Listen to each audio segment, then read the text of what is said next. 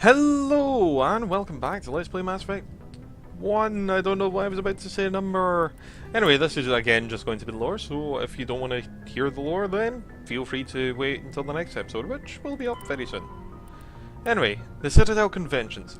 The diplomatic talks occurring in the wake of the Krogan rebellions in response to the destruction of the conflict and an attempt for the Council to distance himself from the brutal Krogan warfare. The convention is oh, never mind, we've already read that one. Herp. Citadel Station, the Serpent Nebula. The Citadel is surrounded by a blue-tinted reflection nebula. Reflection nebula? A blue-tinted reflection nebula, okay. The light of the nebula is actually light from the Citadel. Oh, scattered and reflected back at the station. At first, the Serpent Nebula is assumed to be made of microscopic construction debris. Prevailing theory holds that the Protheans used the molecular nanotechnology to manufacture an incredibly durable materials used in the Citadel.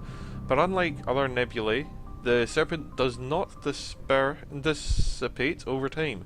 Therefore, it must be replenished consistently. The current popular theory is the non-recyclable waste collected by the Citadel's keeper is somehow rendered down into an atomic or molecular level, and then ejected into the cloud. The thick nebula presents a navigational hazard beyond the relatively clear areas of the Citadel.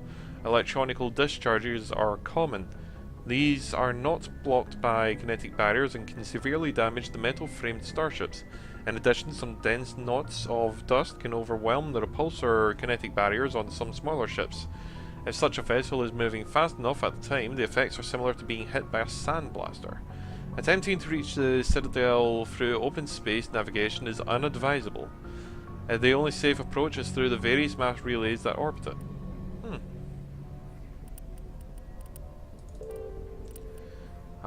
Technology. Nope. Communications Administration.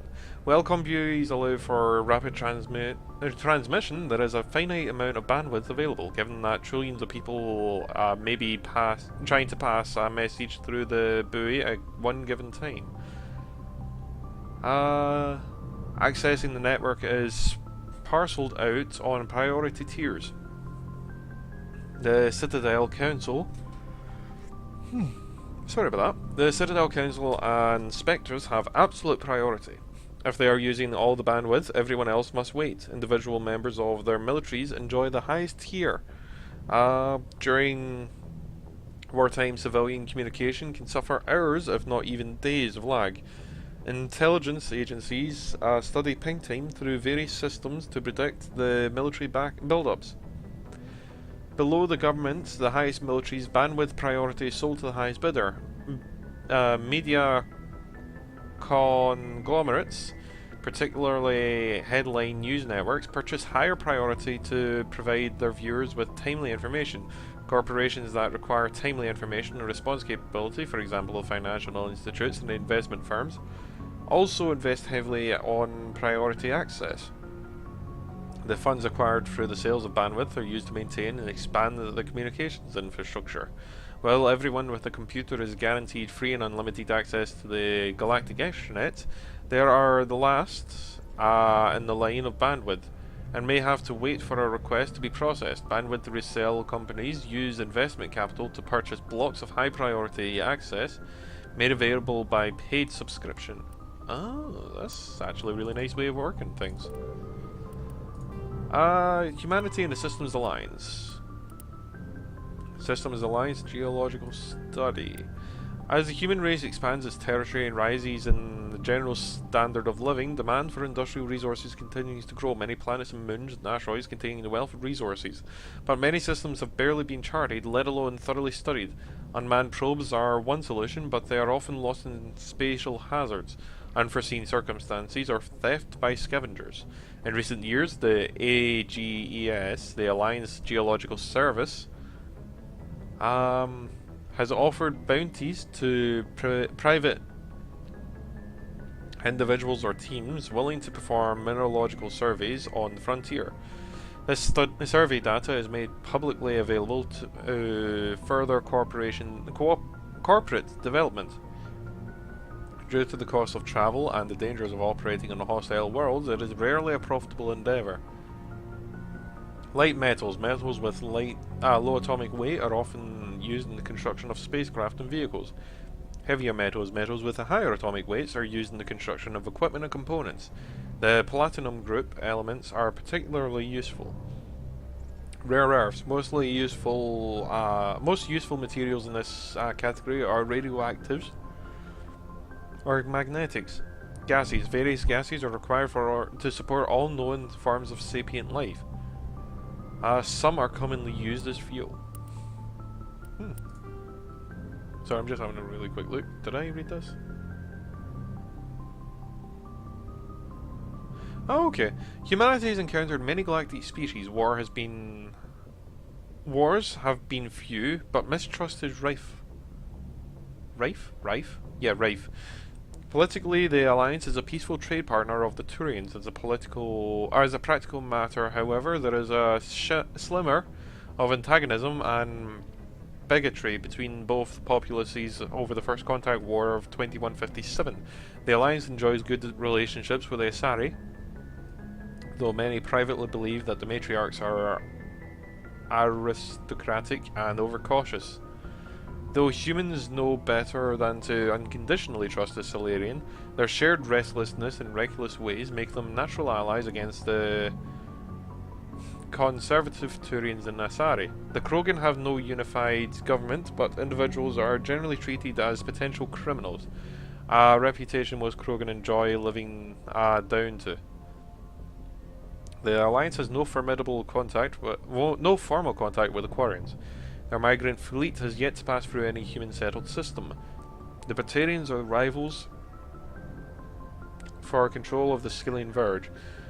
They severed their treaties with the Citadel to prosecute a colonial conflict even, against the Alliance. And officially, there is no war, but neither is there any peace. Systems, Alliance, military ranks. The Alliance uses a modified version of the ranking system that has been used for hundreds of years. Soldiers are classified under rank and file enlisted personnel, experienced non-commissioned officers, NCOs, and specially trained officers. The divide between naval personnel and ground forces, Marines, is small. Ground units are a specialised branch of the fleet, just as fighters and fighter squadrons are. This unity of command is imposed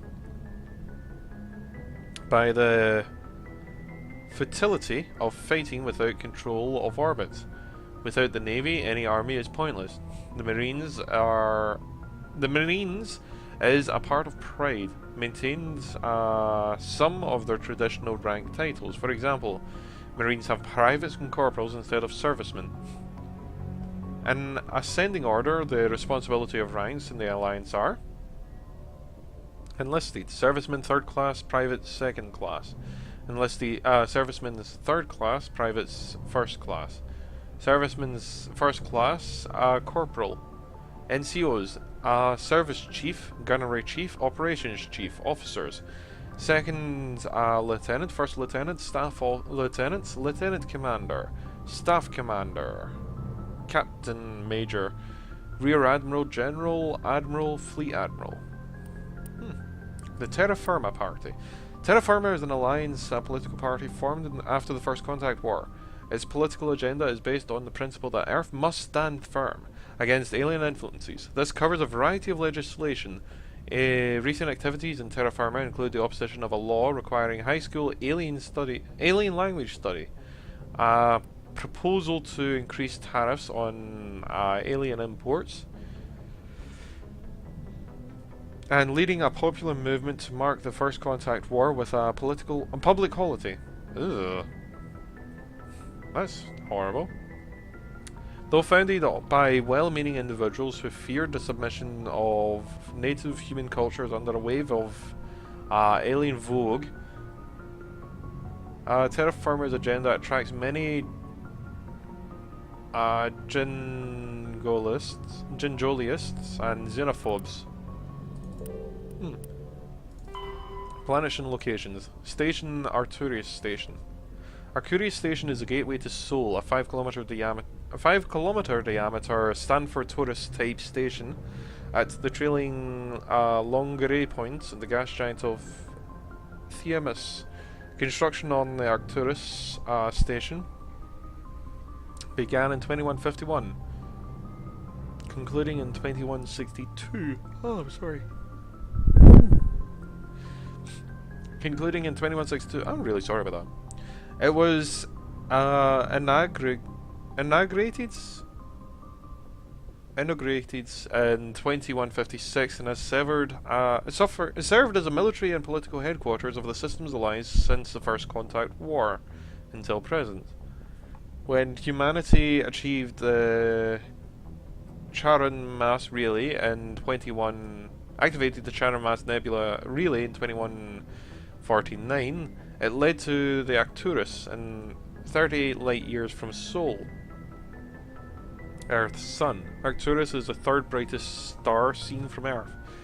It is an ancient red giant from the generation born before Sol. Its worlds are either gas giants or ice chunks, while some rocky debris still exists.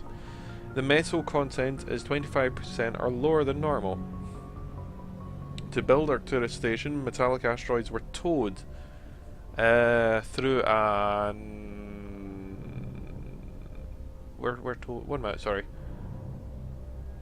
Metallic asteroids were towed through the Maslow relays to the construction site. Many of these asteroids remain near the station. They're mined-out areas, home to transient populations. Oh, okay. The expense of bringing construction materials to the system was acceptable due to the strategic value, with 3 primary mass relays in addition to the secondary one to Sol. Arcturus is a major communications military choke point. The Alliance First Fleet is based in Arcturus, where they can guard the gates to Sol to react to incursions on the 3 connected clusters. The station also hosts the Systems Alliance Parliament, the Systems Alliance Military General Headquarters. Its permanent populace is approximately 45,000. Arcturus is actually from the galactic halo, one of the clusters of 52 stars that are crashing through the disk of the galaxy. In a billion years, Arcturus will be sailing through the depths of the extragalactic dark space. Oh.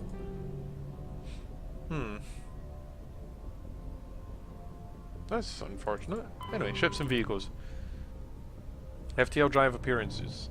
New space travelers ask, why does it look like outside the ship is moving faster than light speed? What? What does it look like outside a ship moving faster than light speed? Part of the answer is it can be seen in a simple plane of glass. Light travels slower through the glass than it does through the open air. Light also moves slower than conventional space than it does at high-speed mass effect fields. This causes diffraction. Any light entering at an angle is bent and separated into a spectrum. Objects outside the ship will appear refracted. Yeah. The greater the difference between the object, exterior, and subject, interior speeds, of light, the greater the refraction. Oh. As the subjective speed of light rises within the field, objects outside it will appear to be redshifted, eventually becoming visible only on radio telescope antennae. High-energy electromagnetic sources, normally hidden to the eye, become visible at the high blue spectrum. As the speed of light continues to be raised, X-ray, gamma ray, and eventually cosmic rays sources become visible. Stars will be replaced by pulsars. Oh, pulsars. Oh. The acceleration disks of black holes and quasars and gamma ray bursts. To an outside observer, a ship with a mass effect drive enveloped appears to be blue shifted within a field that allows the travel at twice the speed of light. Any radiation that is emitted has twice the energy as normal. If the ship is in the field about 200 times the speed of light, It radiates a visible X-ray light as X-rays and gamma rays, and infrared heat as the hull is blue shifted into the visible spectrum or higher. Ships moving at FTL are visible at great distances, though their signature will only propagate at the speed of light. Huh. Space combat, combat endurance. Heat limits the length and intensity of ship-to-ship combat. Starships generate enormous heat when they fire energy weapons, perform maneuvering burns, or run on-board computer electronics. In combat, warships produce heat more quickly than they can disperse it. As heat builds within a vessel, the crewed spaces become increasingly uncomfortable. Before the heat reaches lethal levels, the ship must win or retreat by entering FTL. After an FTL run, the ship halts, shutdowns the non-essential systems, and activates heat radiating gear. I'm sorry. Yeah, I was right. Radiation gear. Huh. Combat endurance varies by ship design and by the battle location.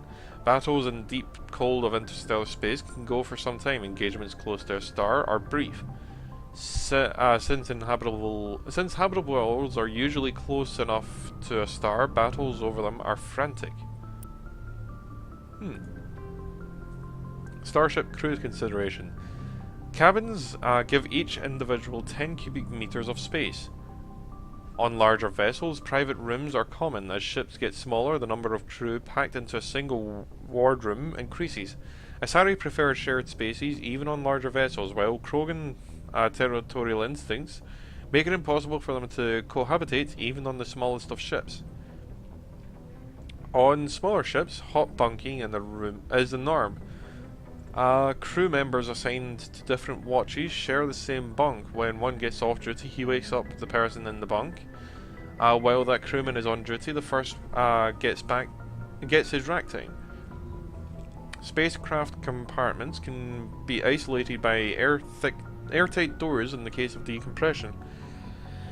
The cinematic version of explosive decompression is fictional. Hold compartments either take enough damage that occupants are killed instantly, or leak slowly enough that they're able to reach protective gear.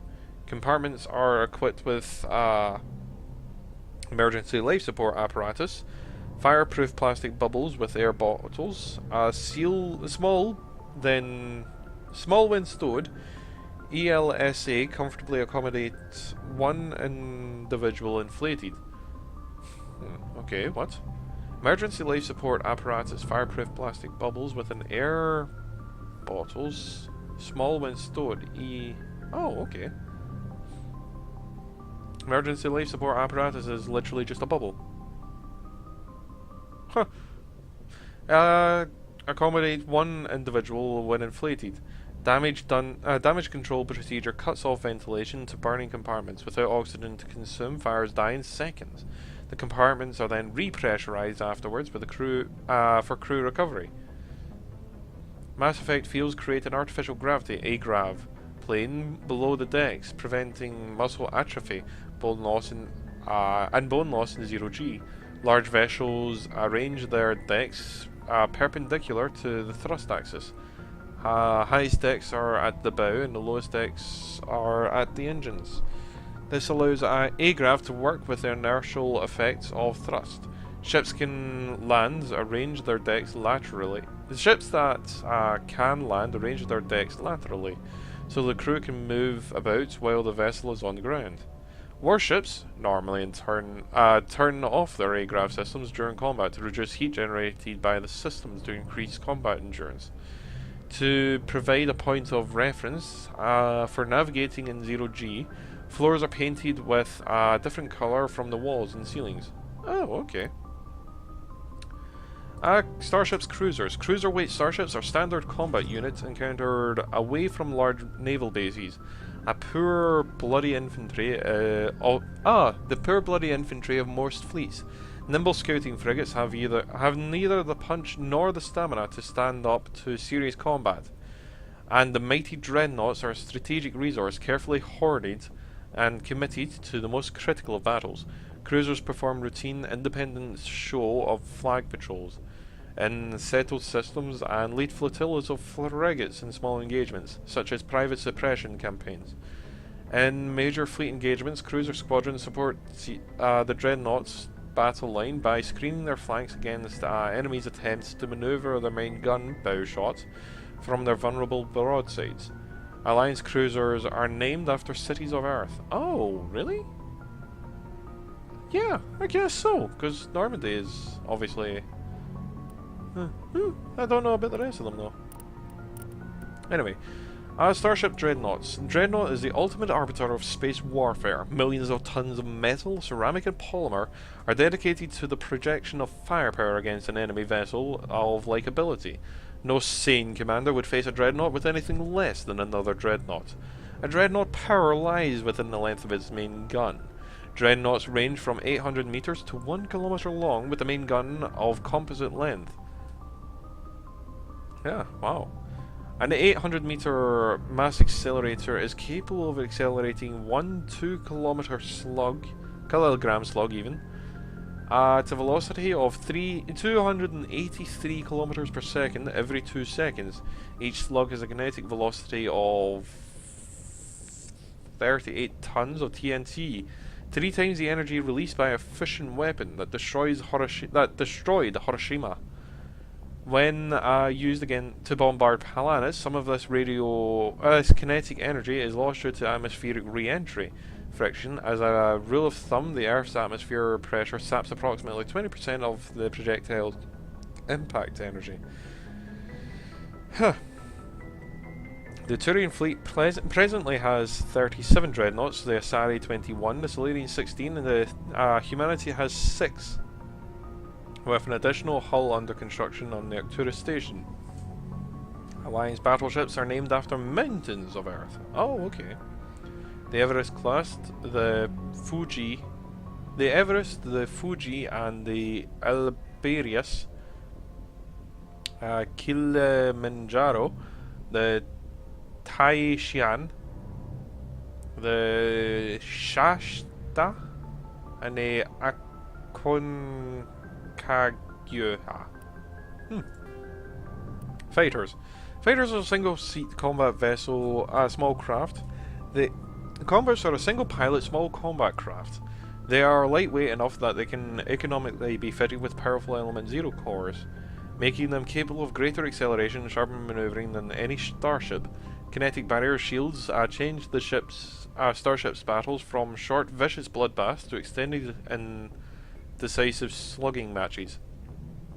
Only the main gun of a Dreadnought could punch a mass accelerator slug through the barriers of an opposing Dreadnought. This changed with the development of fighter-launched mass disruptor torpedoes. Oh, a short-range weapon that can penetrate kinetic barriers and destroy the projector assemblers. Oh, right, that's why you want fighters. I was always wondering about what the point of fighters was. I'll show you later, but yeah. Starship Gorgon defenses must be overwhelmed, though, with swarm tactics. Fighter groups can take heavy casualties pressing their torpedo attacks home.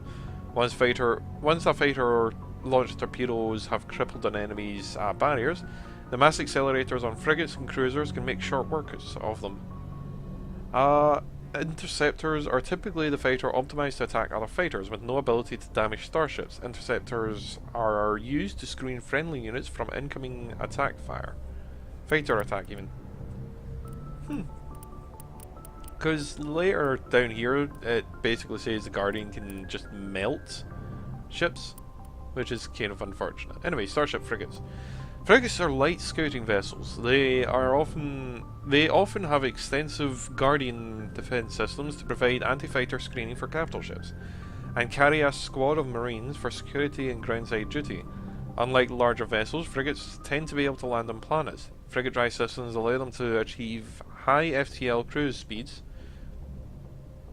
They also have proportionally larger thrusters and lighter design mass, allowing them to maneuver more handily in combat and speed maneuvering. In combat, speed and maneuvering make a frigate immune to long-range fire of larger vessels and the time it takes for projectiles to reach them. Frigates are no longer where they are predicted to be. In fleet combat, frigates are organised into wolf-pack flotillas of 4 to 6. Wolf-packs speed through the enemy formations, hunting enemy vessels whose kinetic barriers have been taken down by fighter-launched disruptor torpedoes. The wolf-pack circles strafes vulnerable targets using their superior speed and manoeuvring to evade fire. Alliance frigates are named for great battles in human history. Yeah. Ooh. Okay. So I'm now trying to. Oh wait, no, we're not. Normandy's not a city, is it? No. Right, we are a frigate then, because we're named after the Battle of Normandy, which is a beach off of Germany, I believe, or is it France? I believe it's a beach off of Germany, Normandy. I can't remember though, honestly. I'm sorry.